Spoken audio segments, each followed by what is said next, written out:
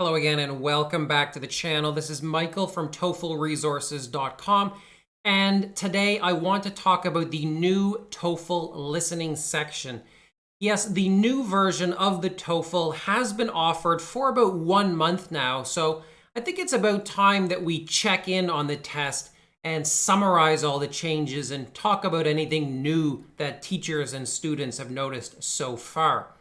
All right, let's get started by quickly talking about what hasn't changed in the listening section of the test. First of all, you're still going to listen to lectures about academic subjects, including those related to the arts, life sciences, physical sciences, and social sciences, basically all of your main university subjects. Moreover, you're also going to still listen to conversations, which are either during office hours between a professor and a student or during service encounters on campus, generally between a student and somebody who works in a place like a library or a photocopy shop.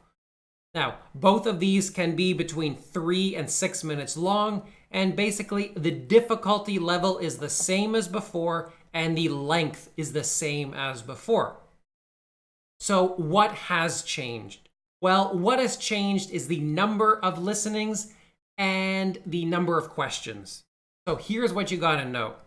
In the listening section, you're going to get either 2 or 3 sets of listening passages. Now, what does this mean? Well, if you're getting 2 sets, this means you're getting a short set plus a long set. Now, the short set will consist of 1 conversation with 5 matching questions and 1 lecture with 6 matching questions. And you will be given 6.5 minutes to solve these questions. You're also going to get that long set, which consists of 1 conversation with 5 questions, a lecture with 6 questions, and another lecture with 6 questions. And for this, you'll be given 10 minutes to solve it. Now, it's important to note that you might get the short set first or you might get the long set first. The order is not predetermined. Also, and this is the same as before, but it's a little tricky, the clock is ticking only when you are answering questions. So this 6.5 minutes is not being used up as you listen to the conversation and the lecture. It's only when you're answering questions. Now, this is confusing, I think, because the software in the official guide to the TOEFL just has one big clock and it's ticking constantly. That's a mistake. ETS needs to change that. Don't be confused by that. Now, also, as the clock is ticking, it will always tell you how many questions you have left in the set so you can use your time accordingly. Pay attention to the clock. Now, if you get 3 sets, well, that means you're getting 1 long set with 10 minutes and 2 short sets with 6.5 minutes each. Now, in case you get 3 sets, this means that 1 of the lectures and 1 of the conversations will not be graded. It won't count towards your score. Now, you have no way of knowing which lecture and which conversation will be removed. It could be that they're just totally going to chop off 1 of the short sets. Or maybe they're going to take a lecture from 1 set and a conversation from a different set. So you have no way of knowing. You just have to do your best for every single question. Now, one little detail we've noticed along the way here that I should mention. In like the very first week of the new TOEFL, some students were given 7 minutes for each of the short sets. Now, this only happened in the first week, I think. So if you hear people talking about that, just ignore it. You're probably going to get 6.5 minutes for the short set. If you do get 7 minutes, don't panic, nothing else has changed. I guess you're just lucky.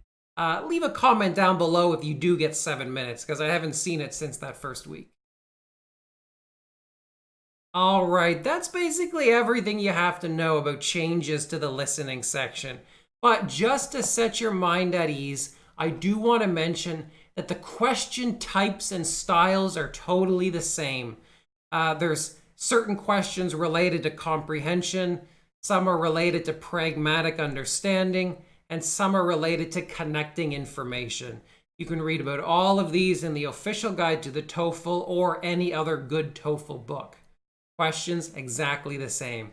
So even if you have an old book, you can still study with it.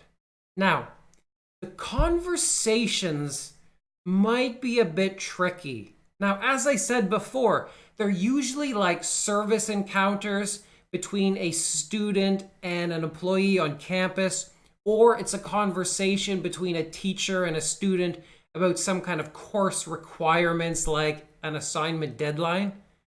But I want you to be prepared for conversations that feel like lectures. These are conversations where a student could ask for clarification about the content of a lecture. So this means that, yeah, it is a conversation, but the professor spends most of the conversation talking about some academic subject or term or concept. And now these are not new.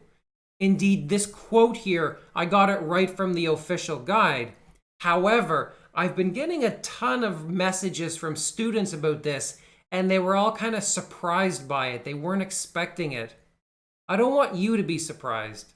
Now, the other thing that tells me is maybe these are more common on the new version of the TOEFL. I don't know. That's something I am going to keep an eye on, so maybe you can leave a comment down below telling me about what kind of conversation you got on the test. All right, that's everything I have to say about the listening section of the TOEFL and all the changes. But if you want to find more of this kind of stuff, you can check me out at TOEFLresources.com. I do encourage you to subscribe to the channel. I like to put up at least one new video each week. Otherwise, you can find me on Twitter or Facebook. Hey, if you've got any questions, if you've got any news to report about the TOEFL, if you've seen anything strange at the TOEFL Test Center, leave a comment down below. I'll respond to you as soon as I can. All right, guys, take care until next week. I'll see you then. Goodbye.